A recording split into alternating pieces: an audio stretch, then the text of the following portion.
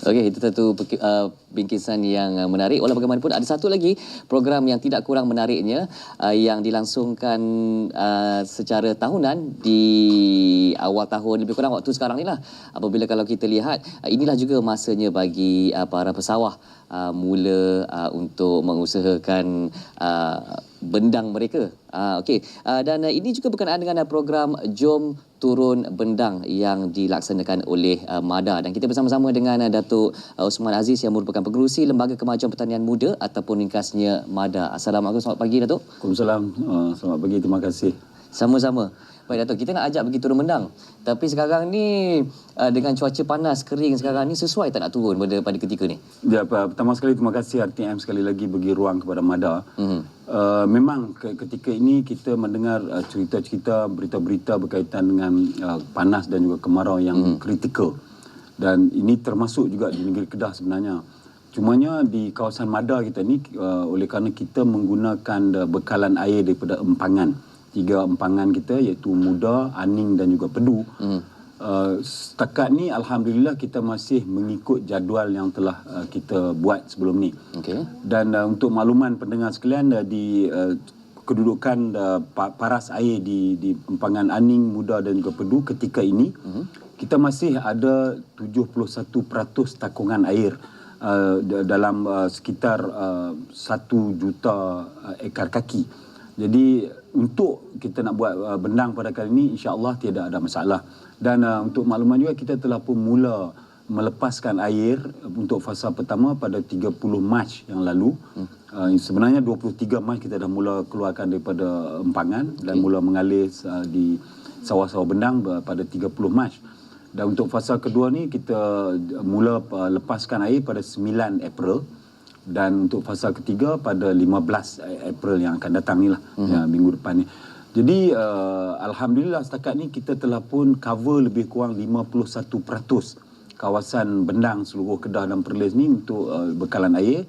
Dan kita sudah tentu mengharapkan semua petani akan turun ke bendang. Inilah program yang kita buat ni untuk memaklumkan bahawa inilah mulanya musim turun bendang. Cumanya saya juga ingin memaklumkan empangan Muda ni memang empangan untuk kawasan bendang di utara Kedah, kawasan MADA 100,000 hektar sampai ke Perlis. Tapi oleh kerana keadaan suasana kritikal ketika ini di selatan Kedah, maka kita terpaksa menampung air daripada empangan Muda dimasukkan ke empangan Beris di Sik Kedah tu untuk dibekalkan melalui Sungai Muda ke selatan Kedah, Sungai Petani sampai ke Pulau Pinang. Jadi setakat ini kita masih bertahan dan Alhamdulillah kita masih ada 71% takungan air. Cumanya kita amat-amat berharap, berdoa semoga cuaca ni akan berubah. Kalaulah contohnya mungkin sebulan lagi masih keadaan yang sama, mungkin tindakan tertentu kita perlu ambil. Contohnya macam kita buat cloud seeding ataupun pembenihan awan yang memang telah pun kita mulakan di kawasan takungan, dan kita harapkan melalui proses ini maka hujan akan mula turun. Baik. Okey, jadi buat masa ini jadual penanaman tu masih lagi sama? Masih kekal dan tidak berubah. Dan kita tidak akan tidak bercadang langsung untuk menangguhkan atau membatalkan. Ini mengapa penting jadual itu dipatuhi sebegitu? Walaupun cuaca panas sekarang. Kita kena ingat bahawa walaupun kita mempunyai air yang cukup untuk nak buat bendang, nak buat sawah ni, tapi kalau kita tidak ikut jadual, maka air yang kita bekalkan untuk peringkat awal permulaan ni, fasa pertama ni, jadi akan dihantar ke laut. Rugilah. Jadi ini sebabnya yang kita pentingkan sangat semua petani kita mengikut jadual. Jangan sekali-kali tunggu lihat sebab kita kena tahu bahawa sistem kita buat bendang ini, kita lepaskan air masuk bendang, dia orang buat putaran tanah sawah, penyediaan tanah, kemudian air ini akan dikeringkan, dihantar ke bawah pula untuk fasa seterusnya. Jadi kalau kata dia orang terlewat, bila air dah dikeringkan, dia orang baru mula nak turun bendang, maka mereka perlu menunggu air yang akan dilepaskan fasa kedua nanti untuk fasa pembesaran padi. Jadi ini yang penting. Rugi air, rugi masa. Rugi air, rugi masa, dan yang paling penting kita kena ingat, kita jangan sekali-kali membazirkan air. Jadi mungkin kita diberikan amaran oleh Allah Subhanahu Wa Taala bahawa kita kena jaga resources kita, sumber-sumber asli ni dengan betul. Sebab kalau kita terlalu bermewah-mewahan, kita merugi dan membazirkan, akhirnya kita juga yang akan menanggung bebannya. Okey, Datuk, kita memang tak nak, kita tak harapkan perkara yang buruk berlaku, yang minta simpang begitu. Tapi kalaulah berlaku keadaan yang lebih kering selepas ini, apa plan kontingensinya? Okey. Pertama sekali kita buat masa ini. Kita menegaskan kita akan kekal dengan jadual kita. Kita tak akan ubah. Cuma kalau takdirnya keadaan panas yang berlebihan ini berterusan, maka untuk musim yang akan datang, musim kedua pada bulan 9, bulan 10 nanti, itu kita akan buat keputusannya ketika itu. Kita akan berbincang dengan pihak berkuasa, kerajaan negeri dan sebagainya, sama ada untuk meneruskan ataupun tidak. Tapi untuk musim pertama 2016 ini kita tetap dan kekal dengan jadual yang kita telah. Kita ada masa untuk usaha, kita ada masa untuk berdoa. Ya, mudah-mudahan doa kita itu akan diterima supaya keadaan panas ni akan pulihlah, Datuk. Baik, okey, dalam masa yang sama, selain daripada jumlah air itu yang dipengaruhi oleh keadaan panas dan kering pada ketika ini, ada kesan tak dari sudut kualiti padi itu sendiri? Okey. Memang kalau contohnya bila kita mula menanam padi, kalau cuaca panas ini berterusan, memang dia ada kesannya, sebab tanaman padi ini dia ada 3 fasa penting, iaitu fasa pertama, fasa vegetatif dia panggil. Bila kita tabur, dia mula tumbuh sejengkai padi itu. Tapi kalau panas yang berterusan, maka dia akan memberi kesan dari segi pertumbuhannya.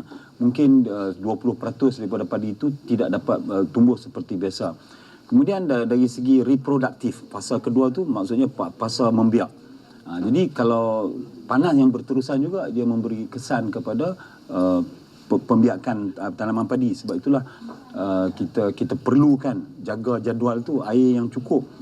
Sebab itu bila dia ada air yang tidak cukup, kering, maka petani mula akan membuat panggilan minta bekal air dan sebagainya, sebab dia akan membantutkan pembiakan padi. Dan fasa yang ketiga adalah fasa matang, iaitu pertama dia bila berbunga. Bila berbunga ni, kalau kata dia mula berbunga tiba-tiba tak cukup air, mengikut kajian IRI, International Rice Research Institute Filipina, kata kalau panas tu lebih 1 degree, 1 darjah Celsius, dia boleh memberi kesan kepada hasil dalam 10% kurang. Mardi pula kata kalau kenaikan 2% panas, dia akan mengurang mungkin sampai 20% hasil. Banyak juga tu. Jadi, dan bila padi dah masak pun, kalau padi dah mula masak tapi dia kering sebelum tu, jadi mungkin pengisian isi padu beras tu tak cukup dalam salutan kulit padi tu. Jadi ini penting. Sebab itulah saya selalu menekankan bahawa perlunya kita ikut jadual. Sebab kita lepaskan air daripada empangan ni, dia jauh 100-200 km jauhnya. Jadi dia mengambil masa apa semua. Jadi bila air ni dah masuk bendang, kalau kita terlewat, dia lepas ke laut, susah bila nak sampai lagi air seterusnya. Jadi inilah kesan panas ni, kalau kata kita dalam tanaman padi ni, dia akan memberi hasil yang kurang. Kalau biasanya kita tengok yang sebut tanam padi dapat hampa kan. Hampa itulah pengisian beras tu kurang kerana tak cukup air. Baik. Ada sebarang arahan khusus yang dikeluarkan kepada petani-petani mada untuk musim pada kali ini, Datuk? Itulah sebab dalam program kita Jom Turun Bendang ni, kita memberi penekanan kepada pertama ikut jadual. Amalan pertanian yang baik. Di situ juga kita akan buat pameran-pameran berkaitan dengan teknologi terkini, teknologi putar kering, teknologi putar basah dan sebagainya. Kemudian kita di situ juga kita ada bahagian pengembangan pegawai mada ni yang akan memberi taklimat dan juga kursus kepada petani-petani ini. Dan kebetulan pula kali ini kita buat program ni di Kampung Pulau Tengah, di Kubur Panjang ni. Kawasan ini sebenarnya sebelum ni adalah kawasan di pinggiran Mada, ataupun di Kedah kita panggil di luar Mada. Tapi mulai musim yang lalu kita telah mengambil alih kawasan-kawasan ini. Jumlahnya keseluruhan dalam 5,000 hektar. Kita masukkan, serapkan sebagai kawasan jajahan takluk Mada. Jadi kita buat di situ, kita nak supaya petani-petani di sana juga kawasan-kawasan pinggiran Mada ni memahami cara dan kaedah pengurusan sawah bendang yang dibuat oleh Mada selama ini, yang telah menghasilkan puratanya sampai 6.5 ke 7 tan. Tapi untuk kawasan-kawasan pinggiran Mada ni kita hanya sekadar mendapat dalam sekitar 4 tan. Jadi dalam program ni lah, Jom Turun Bendang ni, kita ajak petani-petani yang baru bersama dengan keluarga Mada yang besar ni untuk ikut cara kita buat. Dengan harapan bila kita ikut jadual, kita buat amalan pertanian agronomi yang baik, kemudian kita gunalah apa segala nasihat yang diberikan, insya-Allah hasil mereka akan jauh lebih tinggi. Kalau kata dulunya 4 tan, kita sasarkan 6 tan, jadi sudah peningkatan 50%. Jadi itu yang menjadi matlamat kepada program Jom Turun Bendang kali ini. Program Jom Turun Bendang ni bukan sekadar satu program kerajaan, bukan sekadar satu program menandakan bermulanya musim menanam padi, tetapi ia membawa mesej yang penting ya untuk dilaksanakan oleh para petani pesawah-pesawah ini, kerana natijahnya nanti semua masuk dalam perut kita. Ya, kita semua di Malaysia ni kita semua makan nasi ya, Datuk. Okey, jadi sekali lagi 16 dan 17 hari bulan ini di Pendang ya, Datuk. Ya, Kampung Pulau Tengah. Kampung Pulau Tengah. Okey, juga terbuka untuk orang ramai? Ya, terbuka untuk orang ramai, terbuka untuk pelajar-pelajar universiti, pelajar semualah yang berminat dan juga ingin tahu secara lebih mendalam apa yang kita buat untuk menghasilkan sebutir beras. Kan? Jadi kebanyakan contohnya orang-orang di bandar ni hanya tahu beras yang dimakan di atas meja itu, sebenarnya melalui proses yang agak panjang. Jadi pelbagai cabaran, dugaan, tak kira cuaca, amalan pertanian dan sebagainya lah. Jadi melalui program Jom Turun Bendang ni kita dapat memberi pendedahan kepada orang ni secara ilmiah dan juga secara praktikal. Jadi di situ juga adalah kita buat pertandingan-pertandingan sukan-sukan bendang ni yang boleh disertai oleh mereka-mereka yang berada di persekitaran ketika itulah. Baik. Dan apatah lagi dengan keadaan ataupun cabaran cuaca pada ketika ini, lagilah kita kena hargai setiap butir beras yang ada depan mata kita ni, rezeki ni, Datuk ya.